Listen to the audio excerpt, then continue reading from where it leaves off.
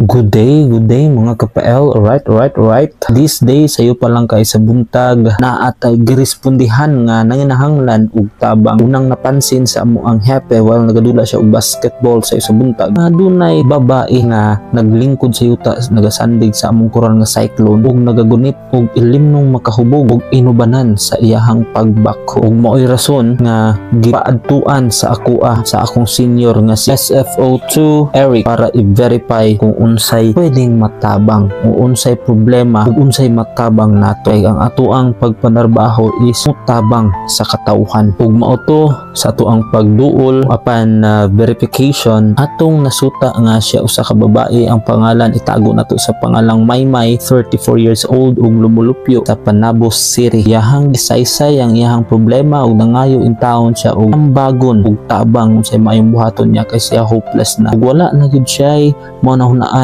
nga tama ug angay kaayo sa iyaha ug sa iyahang kalib-in. Iyahang gi-share na ada siya kalib-in nga addict sa dangerous drugs, illegal and dangerous drugs. So kabalo na mo, alams na kung sa ang rampat nga dangerous and illegal drugs, which is ang methamphetamine hydrochloride, mas nailhan nga shabu. Og kabalo na ta kapag ang tao na ay bisyo, daot ang iyahang utok, iyang hunahuna ug iyahang lawas. Ug this time nadaot na pud ang utok sa iyang kalib-in. Mao na nga ginadapatan siya og dako kayo ang iyahang problema sa iyang kalib-in kay usahay latahon siya hantod nga mura na daw siya og yun. So ato ang paminawon ang amo ang paghinabiay while ginahatod nato siya padulong sa iyahang kinikanan kay naglive-in man sila sa lahi nga lugar, nagbuhat sila payag, nananom siya og gulay kay aron ibaligya ug makasustinto sa ilahang panginabuhian. This time instruction sa tong hepe ihatod kung asa siya nagpuyo nga barangay ug nga purok ug asa iyang pulianan. So, while nata sa dalan atong paminawon ang among paghinabiay. Alright. Dili siya magpatuo.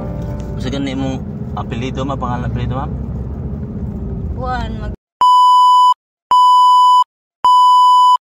Pili dali mo? 34. Agoy, in taon. Magulang ragas ko sa katuig ba niya? Anak nila, sir? Wala. Di po sila kasado.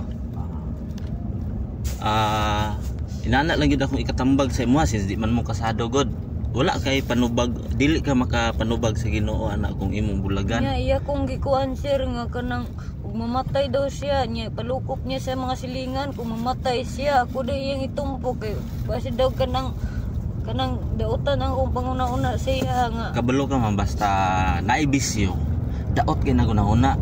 Naay uban anak ni ingaway hinungdan.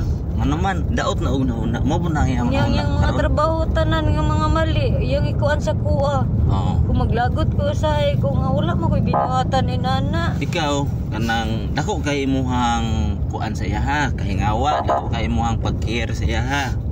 Kay aron mabag-o sa tabangan mo siya. Ang problema ana, parehas mo malaot kay manapat man siya. Kung niya na gato yung silingan no nga pagampo lang gid ang kuan mo kay lain maplipya na. Oh. Istorya na ko si mo ha katong silingan namo sa una sa Cebu. Ako mama na nagingon sa kuha. Iyahang mama gisugo lang siya og pakabuog tubig. Anak kabi tubig. Nanira dito sa ilang balay, gipanglak ang pultahan nya gidung ang inahan. Kapit na mo gipatay ana sir. Nya ituok na ko niya. Mo lagi na ayaw gyud og pundo sa iya nga karon nga inaana ang iyahang sitwasyon. Kwarta yang uto, kwarta. Okay, para makasuporta sa ambisyo kay Anong kwarta man nga kinabuhi tao pwede man malipay og may kwarta. Pag naay bisyo, Dito sir unahan. Pag naay bisyo, ang lawas ana og unahuna magsigig pangita. Basa adik inana na. Mo nang kwarta kanunay ginapangita ana. Eh para makasuporta sa iyang bisyo. Asa ta dapita pa dirita? Wala ta sir. Dire? Oo. Dire. Magulang ra kay sa katuig sa ako ba daghan pa kay kag mga maimbutang nga kuan.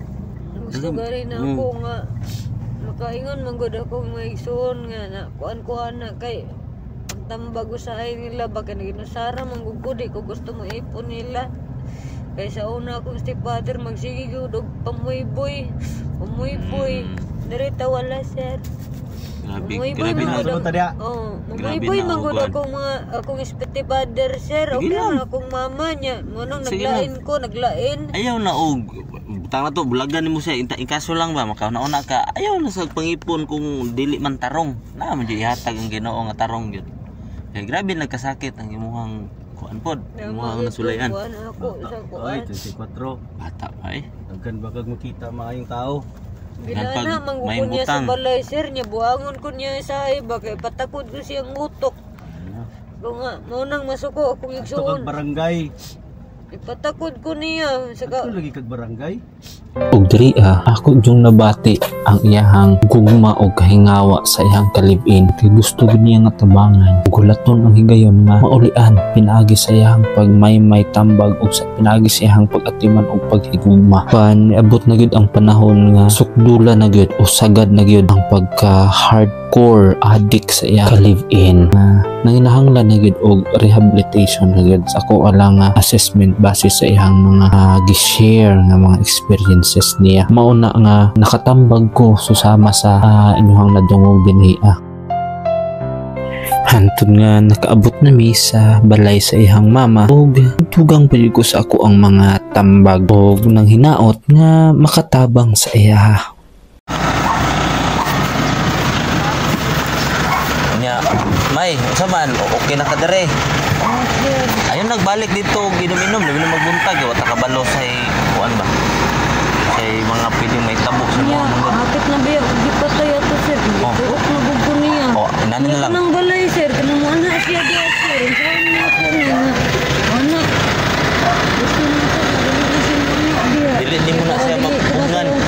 Dili mo siya mapugngan. Kung pwede ato nimo barangay, ipablatter nimo nga gituok na ka nya doon lang ka nga hadlok nya ayon sa balik dito. Mga gamit nimo kuha diri sa ka. Nya ayon na jud balik din na mahimo atog laing lugar kung dili na ka diri. Pangitag laing lugar. Naman gud akong pangarta dia sir. Mga ako daw ang kumpong niya buhi dia. Nani na lang ayaw na gid og padala sa iya ingay. Dili man ta ka mabot ano pero advice nako kini sa bulag na gid mo niya. Ikaw ayaw na gid pagibalik. Ayaw na gid padala sa iya. Kung iya kang dunitan, syagit para tabangan ka sa mga tao. Ina nga wa ka kailaan eh. Wala ka kailaan eh. Ngay kag tabang sa mga tao niya. Pabarangay nimo, ipapulis nimo ana na lang. Syagit kung dunitan ka. Tao dia.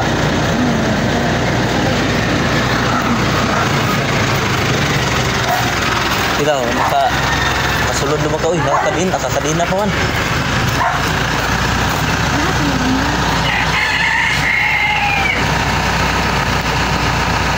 Si Maylin.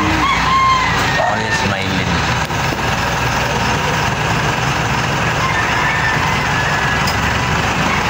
Unsa man to nimo? Ako makapagumangkon sir. Ug sa dihang nakita nako siya, komportable na siya og sa lugar nga amo ang gihatudan sa iya, nananghid nami nga mobalik nami sa istasyon. Nang hinaot na lang mi may nga makakita ka og kalinaw sa imong kinabuhi.